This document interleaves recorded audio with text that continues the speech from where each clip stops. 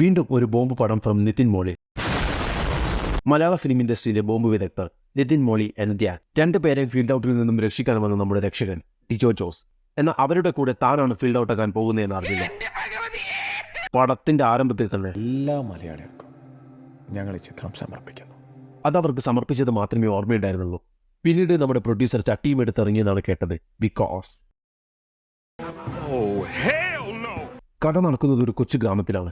തുടക്കം മാത്രം. ആ നാട്ടിലെ കൊച്ചു പിള്ളേർ തൊട്ട് വലിയ ആൾക്കാരുടെ വരെ ഊക്കൽ മേളിച്ച് കിട്ടുന്ന നമ്മുടെ ഊക്കൽ സ്റ്റാർ ആൽപ്പറമ്പിൽ ഗോപി.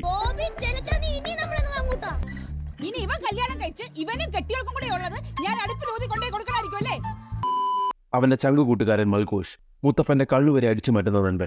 ഉള്ള എല്ലാ ഏണികളും ഫ്ലിപ്കാർട്ട് വഴി ഓർഡർ ചെയ്ത് മേടിക്കുന്ന നമ്മുടെ മൽഘോഷ്. കൊച്ചു പിള്ളേരുമായിട്ട് അടികൂടുക എന്നതാണ് ഇവരുടെ മെയിൻ ഹോബി.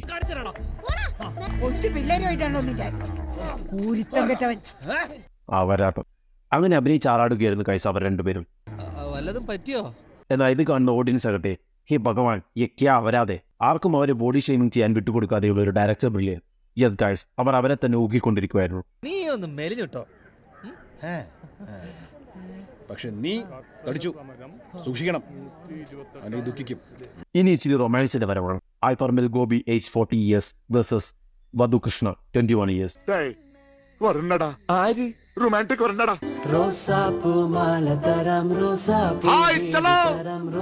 അപ്പോഴാണ് നമ്മുടെ അണ്ണന്റെ cameo. The most unexpected powerful entry ഏവ. പവർ ഒന്ന് കൂട്ടാൻ വേണ്ടി തൊണ്ട പൊളന്ന് ക്ലാസ് എടുക്കുന്നത് നമ്മുടെ അണ്ണൻ.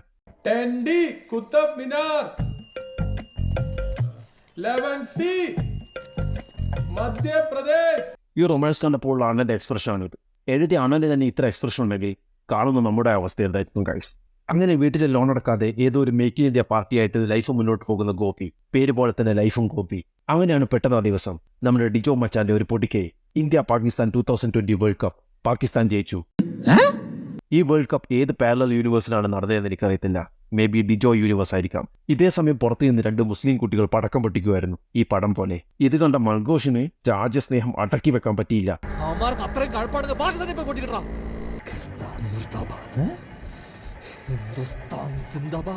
എന്നിട്ട് ഒന്നും നോക്കിയില്ല, ഒരു പെട്രോൾ ബോംബ് എടുത്ത് അവരുടെ വീട്ടിന്റെ നേരെ എറിഞ്ഞു.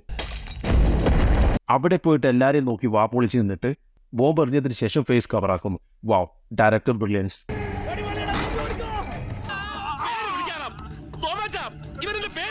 അതെന്തായാലും നന്നായി. ഇനി അവർക്ക് പേരും അഡ്രസ്സും ഒന്നും കൊടുക്കേണ്ട ആവശ്യമില്ലല്ലോ. അങ്ങനെ ഓഡിയൻസിനെ ഒന്ന് ത്രില്ലാക്കാൻ വേണ്ടി അണ്ണൻ വർഗീയത പീക്ക് ലെവൽ കാണിക്കുന്നു. പിന്നീട് കഥ എങ്ങനെ വർഗീയതയോടെ വലിച്ചു നീട്ടാമെന്ന് വിചാരിച്ച നമ്മുടെ ജിയോ ആണ്. ജിയോ അല്ല, ഡിജോ അണ്ണൻ. ഗോപിയെ മരുഭൂമിയിലേക്കും വിട്ടു, മൽഘോഷിനെ ICUയിലേക്കും വിട്ടു. അങ്ങനെ ഒരു ആടുജീവിതം 144p ലൈഫിലേക്കാണ് നമ്മുടെ ഗോപി ചെന്ന് കയറുന്നത്. പിന്നീട് അങ്ങോട്ട് നടന്നത് ഇന്ത്യ വേഴ്സസ് പാകിസ്ഥാൻ വേൾഡ് കപ്പിനേക്കാൾ വലിയൊരു മാച്ചായിരുന്നു. നമ്മുടെ ആൽപ്പറമ്പിൽ ഗോപി വേഴ്സസ് പാക് അണ്ണൻ. നമ്മുടെ ഗോപി വിചാരിച്ചു അവിടെ താൻ രായാവും അവൻ അടിമയും എന്നാണ്. എന്നാൽ അവിടെ നമ്മുടെ ഗോപിക്ക് തെറ്റിക്കായി. അവിടെ ഗോപിയായിരുന്നു അടിമ. ICU പോയാലും എന്താ, നമ്മുടെ മൽഘോഷിന്റെ രാജ്യസ്നേഹത്തിന് ഒരു കുറവും ഉണ്ടായിരുന്നില്ല. നമുക്ക് വലുത് നമ്മുടെ ജീവനാണ്, അതുകൊണ്ട് എന്ത് വില കൊടുത്ത് വാഴ്ത്തപ്പെട്ട് എവിടെ നിന്ന് മാറ്റണം. അങ്ങനെ ഒരു ദിവസം പാക്കണ്ണൻ ഗോപിയോട് പറയും, ഹേ ഭയ്യ മേരെ സത് ആവോ, എന്റെ കൂടെ കിടന്നോ. ഇത് കേട്ടതും ഗോപി ഒന്നും നോക്കിയില്ല, പെട്ടിയും കിടക്കൊക്കെ എടുത്ത് അങ്ങോട്ടേക്ക് പോയി. പക്ഷെ അണ്ണൻ വേറെ മൂഡിലായിരുന്നു. എന്തൊരു ബോഡിയാണിത്. ഇതാണ് ഇനി നമ്മുടെ സുഭാഷ് വീണ ഗുണാക്കേവ്. അങ്ങനെ ബോഡി കണ്ടതും ഇതെനിക്ക് താങ്ങില്ല മച്ചമ്പി എന്ന് മനസ്സിലായ ഗോപി ഒരൊറ്റ കരച്ചില.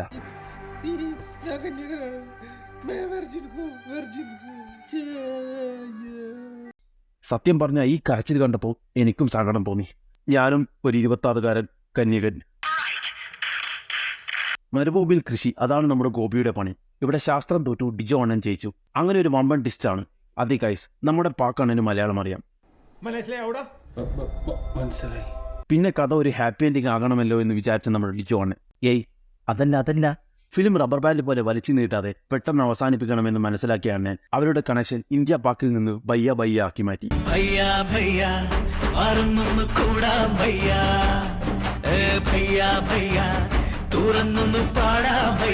എന്നിട്ട് പാക്കൺ എന്റെ സാഡ് സ്റ്റോറീസ് ഗോപിയോട് പറഞ്ഞു കൊടുക്കും. എന്നിട്ട് കൊറോണ വന്ന് അണ്ണൻ വടിയാക്കും.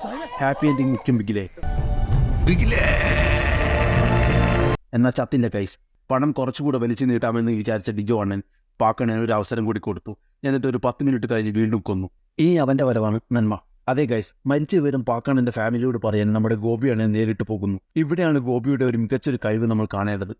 വെറും മിനിറ്റുകൾ കൊണ്ടല്ലേ ഹമാര രാഷ്ട്രഭാഷാക്കോ അവൻ തീയായിട്ട് പഠിച്ചത്.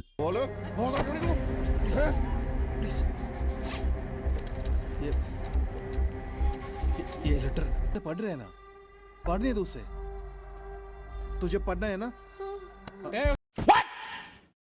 എന്നിട്ട് അവിടെ പോയിട്ട് ഇന്ത്യയിൽ നിന്ന് കിട്ടുന്ന അടി പോരാതെ പാകിസ്ഥാൻ ടീംസിന്റെ കയ്യിൽ നിന്നും അടി എരന്നു മേടി. എന്നിട്ട് നമ്മുടെ പാക്കാണന്റെ മകൾക്ക് ഈച്ചിന് മോട്ടിവേഷൻ കൊടുക്കും. എന്നിട്ട് കുറച്ച് നാളുകൾക്ക് ശേഷം അവൾ വലിയൊരാളാകും. എന്നിട്ട് ഗോപിയേട്ടനെ പറ്റി ഒരു മികച്ച ഒരു സ്പീച്ച് തന്നെ പടച്ചുവിടും.